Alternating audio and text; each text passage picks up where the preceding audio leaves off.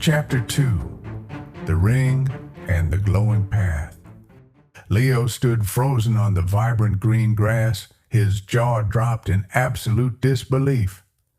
Just a few seconds ago, he was sitting in his cold, dark bedroom at midnight, hiding under his blanket. Now, he was standing under a brilliant, warm sun. The air felt like a perfect afternoon in late spring or early summer. Birds with iridescent feathers sang songs he had never heard before, and the trees around him were taller than skyscrapers. He pinched his arm. "Ouch! This isn't a dream," he whispered. He looked down at the large blue book in his hands. Panic started to creep into his chest. He quickly opened the cover and tried to touch the page, hoping the portal would take him back. But the magical window was gone. The image of the forest had disappeared, leaving only plain, empty paper. Suddenly, glowing golden ink began to write itself across the empty white page. Leo watched with wide eyes as words formed out of nowhere. The message read, "You are the chosen one, Leo. Because of this, you cannot return home until your mission in this world is complete. Once your task is done, the portal will open for you at exactly 12 o'clock midnight every night. You are the chosen one, Leo. Complete the mission." Leo swallowed hard, his heart hammering against his ribs. Before he could fully process the words, he felt a strange, tingling sensation all over his body. He looked down at his clothes. His old pajamas had automatically transformed into a stylish midnight blue tunic made of strong fabric with leather boots on his feet. Leo touched his new clothes, completely stunned. But the clothing wasn't the most shocking part. As he moved, he realized something even crazier.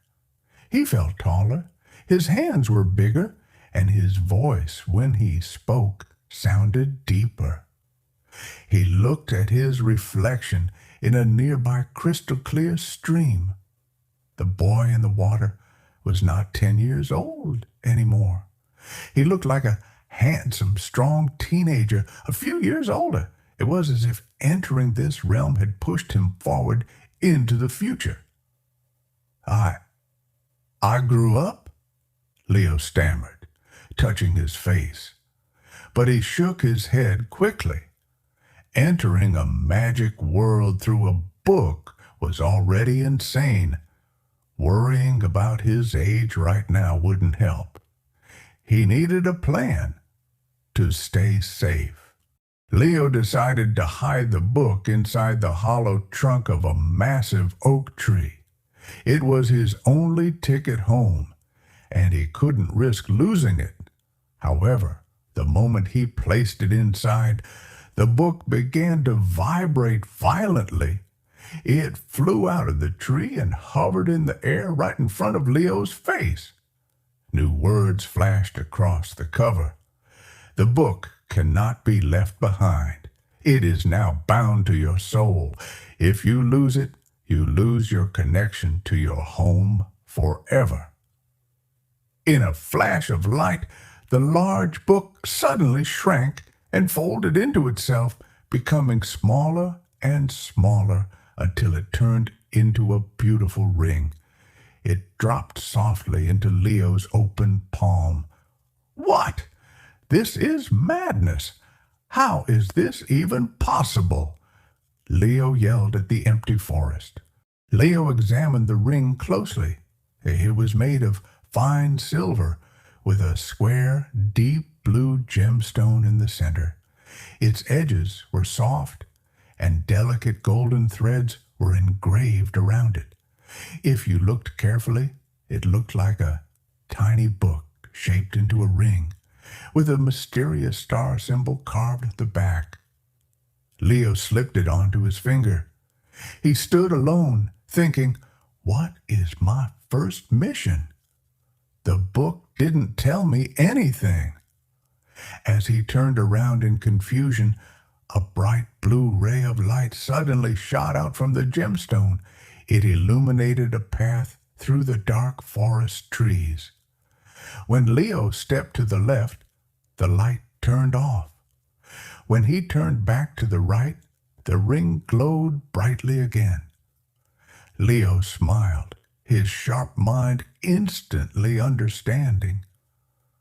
"Ah, you are a compass," Leo said. Thanks to his high intelligence and all the adventure books he had read, he knew his journey had officially begun. Leo walked through the forest, following the bright blue ray that shot from his ring into the unknown. Instead of fear, his heart swelled with a thrill he had never felt before. He had always craved adventures, and now he was living one. As he stepped deeper among the colossal ancient trees, the forest seemed to come alive. Spiral branches twisted silently around their trunks, turning like slow-motion eyes tracking his every move. Then a sweet, mesmerizing fragrance drifted through the air. Leo followed the scent with his eyes and discovered a cluster of extraordinary flowers. They were pure white, with edges dipped in a deep crimson hue.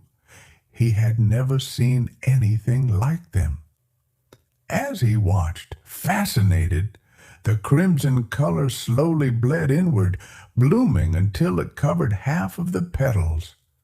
But the moment the flowers sensed Leo's gaze, they snapped shut tightly as if blushing in shyness.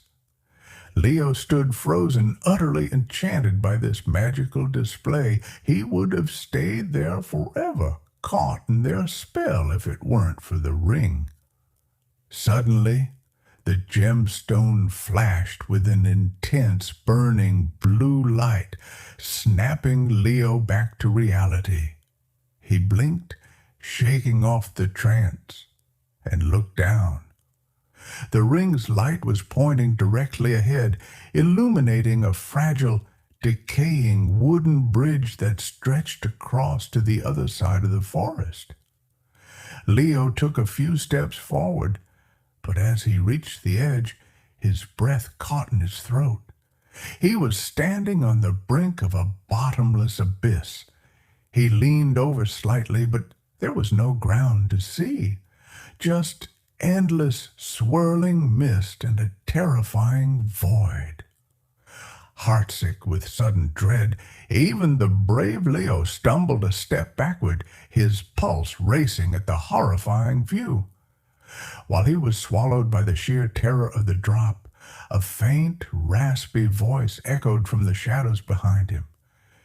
"It seems even the Chosen One feels fear." Leo spun around instantly. Standing before him was a tall, elderly man with a long, snow-white beard. But what made Leo's eyes widen was the ground beneath the old man. Despite the bright light of the forest, he cast no shadow. The elder leaned on a magnificent copper staff. It looked like a living tree branch that had magically wrapped itself around his palm and wrist, yet it was made of polished, glowing copper with a sharp, gleaming tip. Leo's fear was momentarily eclipsed by sheer fascination for that staff. Gathering his scattered courage, balancing between fear and awe, Leo asked, "Who are you, old man? What are you doing in a place like this? And how do you know I am the Chosen One?" The elder offered a faint, knowing smile. "We have waited for your arrival for a very long time," he said softly. How could I possibly not know who you are?